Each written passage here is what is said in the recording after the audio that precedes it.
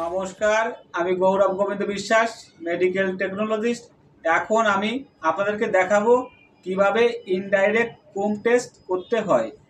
আমি ইনডাইরেক্ট কোম টেস্ট 4টি পদ্ধতিতে করব। প্রথম স্টেজ স্যাম্পল প্রস্তুতি। প্রথম স্টেজে কিভাবে স্যাম্পল প্রস্তুতি করতে হবে সেটি দেখাবো। রোগীর শরীর থেকে 2টি টেস্ট টিউবে ব্লাড নিতে হবে, ইডিটিএ টিউবে এবং বায়োকেমিস্ট্রি টিউবে। আমি আগে থেকে পেশেন্টের স্যাম্পল সংগ্রহ করে রেখেছি। প্রথম টেস্ট টিউবে আমি 1 থেকে 2 ml নর্মাল স্যালাইন নিয়ে নেব।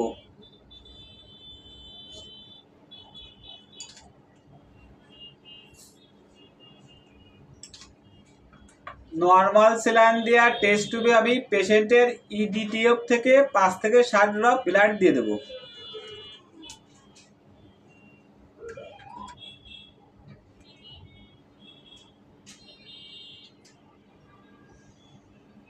নর্মাল স্যালাইনের সাথে ব্লাড ভালো করে মিক্সড করব। 3000 আরপিএম এ 2 মিনিট ভালো করে গোড়ায় নেব।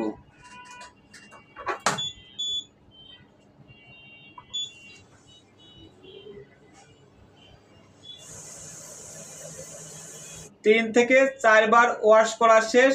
আমরা উপর থেকে নর্মাল স্যালাইন ফেলে দেব এবং নিচে তলানি রেখে দেব।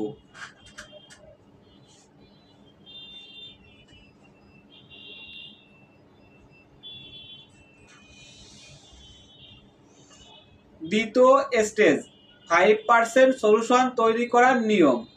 এখন আমি আপনাদেরকে দেখাবো কিভাবে 5% সলিউশন তৈরি করতে হবে। একটি টেস্ট টিউব নেব। টেস্ট টিউবে 950 ml নর্মাল স্যালাইন দিয়ে দেবো।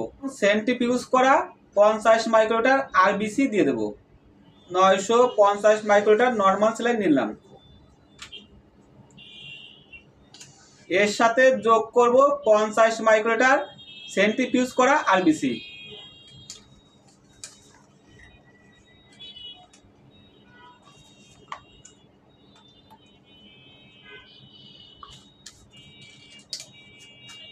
ফাইভ পার্সেন্ট সলিউশন তৈরি করার পর একবার সেন্ট্রিফিউজ করে নেব।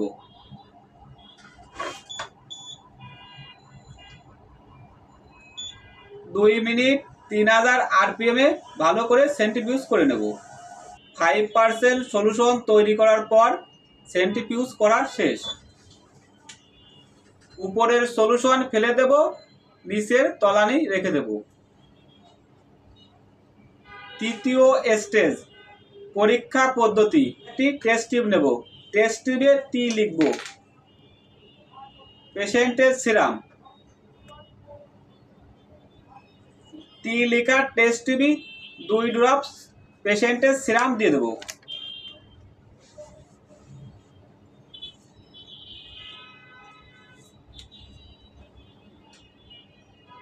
ফাইভ পার্সেন্ট সলিউশন সেন্ট্রিফিউজ করার পর যে আরবিসি তলানিতে ছিল সেখান থেকে 2 ড্রপ পেশেন্টের আরবিসি দিয়ে দেব।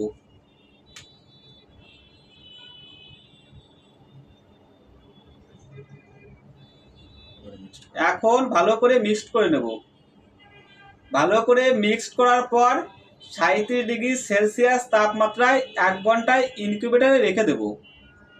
এখন আমি 37 ডিগ্রি সেলসিয়াস তাপমাত্রায় 1 ঘন্টা ইনকিউবেট করে নেব। 37 ডিগ্রি সেলসিয়াস তাপমাত্রায় 1 ঘন্টা ইনকিউবেটরে রাখা শেষ। এখন আমরা ইনকিউবেটর থেকে বের করে সেন্ট্রিফিউজ করে নেব। 3000 আরপিএম এ 2 মিনিট সেন্ট্রিফিউজ করে উপরের অংশ ফেলে দেব, তলের অংশ রেখে দেব। সেন্ট্রিফিউজই দিয়ে দিলাম। এখন আমরা 2 মিনিট ওয়েট করব। তৃতীয় স্টেজের 37 ডিগ্রি সেলসিয়াস তাপমাত্রায় 1 ঘন্টা ইনকিউবেটরে রাখার পর সেন্ট্রিফিউজ করা শেষ। সেন্ট্রিফিউজ করা শেষ। এখন আমরা উপরের অংশ ফেলে দেব এবং তলানি রেখে দেব। এখন আমি আবার 1 থেকে 2 ml নর্মাল স্যালাইন দিয়ে 3 থেকে 4 বার ভালো করে ওয়াশ করে নেব। টি লেখা টেস্ট টিউবে 1 থেকে 2 ml নর্মাল স্যালাইন দিয়ে দেব।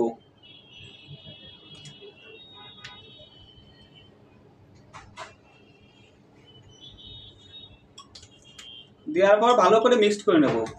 এখন আমি আবার 3 থেকে 4 বার ওয়াশ করে নেব।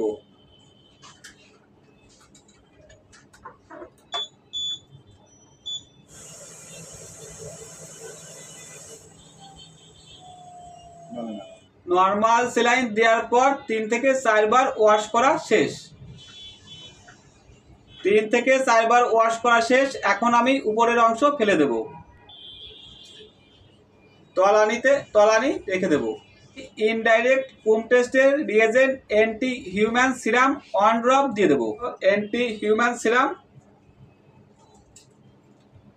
এখন আমি টি লেখা টেস্ট টিউবে 1 ড্রপ দিয়ে দেব। 1 ড্রপ অ্যান্টি হিউম্যান সিরাম যোগ করার পর ভালো করে মিক্সড করব। এখন আমি 37 ডিগ্রি সেলসিয়াস তাপমাত্রায় 25 থেকে 30 মিনিট ইনকিউবেটরে রেখে দেব। 37 ডিগ্রি সেলসিয়াস তাপমাত্রায় 25 থেকে 30 মিনিট ইনকিউবেট করে নিতে হবে। তা বন্ধুরা, 37 ডিগ্রি সেলসিয়াস তাপমাত্রায় 25 থেকে 30 মিনিট ইনকিউবেটরে রাখা শেষ। এখন আমরা ইনকিউবেটর থেকে বের করে সেন্ট্রিফিউজে দেব। এখন আমরা সেন্ট্রিফিউজে দিয়ে দেব।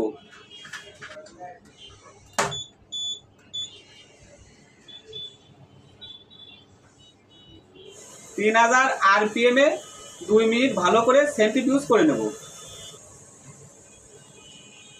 তৃতীয় স্টেজের সর্বশেষ সেন্ট্রিফিউজ করা শেষ। উপরের অংশ ফেলে দেব এবং নিচের তলানির অংশ রেখে দেব।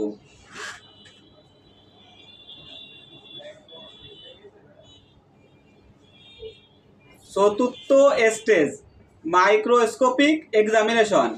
সেন্ট্রিফিউজ করা তলানি স্লাইডের উপর 1 থেকে 2 ড্রপ দিয়ে কভার স্লিপে ঢেকে মাইক্রোস্কোপে দেখব। এই স্লাইড নিয়ে নিলাম। 1 থেকে 2 ড্রপ অথবা 50 মাইক্রোলিটার সেন্ট্রিফিউজ করার পর তলানি থেকে স্লাইডের উপর দিয়ে দেব।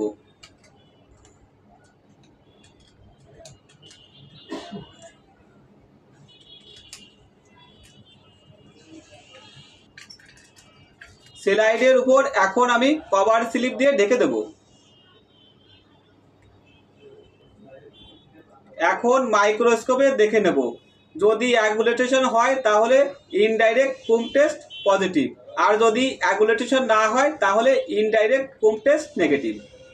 প্রথমে 10x অবজেক্টে ফিক্সড করব, তারপর 40x অবজেক্টে দেখব। এখন স্লাইডে আমরা দেখতে পাচ্ছি যে কোনো অ্যাগুলেটেশন হয়নি, অর্থাৎ ব্লাড সেলগুলো জমাট বাঁধেনি। তার মানে ইনডাইরেক্ট কুম টেস্ট নেগেটিভ। এই রকম আরও ভালো ভালো ভিডিও পেতে আপনারা আমার সঙ্গে থাকবেন। যদি এই ভিডিওটি ভালো লেগে থাকে তাহলে লাইক, কমেন্ট, শেয়ার এবং সাবস্ক্রাইব করবেন।